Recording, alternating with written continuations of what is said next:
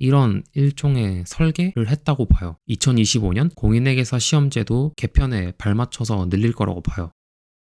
안녕하세요. 1인칭 회계사 시점입니다. 영상은 엄청 찍는데 시즌이라서 편집할 시간이 많이 부족하네요. 업로드 주기가 좀 늦어지고 있는 점 사과드립니다. 대신 하나하나 알찬 영상 준비할 수 있도록 노력하겠습니다. 이번에 다룰 내용은 지난 콘텐츠의 연장선상에 있습니다. 지난 콘텐츠에서 공인회계사 노동시장이 회계감사시장 그리고 회계전문가시장으로 나누어져 있다는 점을 설명드렸습니다. 회계사의 노동시장은 회계감사시장 그리고 회계전문가시장 서로 다른 시장으로 구분이 되어 있고 회계사들은 회계 전문가 시장에서 일하는 것을 더 선호해요. 그리고 이번에 발표된 제58회 공인회계사 시험 시행 계획을 보면 회계 전문가 시장에 공급될 노동력을 어떻게 확보할 것인지 정부의 생각을 엿볼 수 있습니다. 1차 합격자 2,600명 그리고 최종 합격자 최소 1,100명. 포인트는 최종 합격자 수의 2배수를 1차 합격시키기 때문에 2,600명을 1차 합격시키겠다라는 말은 58회도 57회처럼 1,200에서 1,300명을 뽑겠다라는 시그널입니다. 최종 합격자 1,100명은 어디까지나 최소 선발 인원이니까요. 현직 회계사나 2차 수험생 모두 이러한 보도자료를 증언할 시그널로 받아들이고 있어요. 보도자료를 보면 금융위원회는 최종 합격자 수를 결정할 때 1차 시험 응시자 대비 최종 합격률을 10% 수준으로 유지할 생각인가 봐요. 물론 어디까지나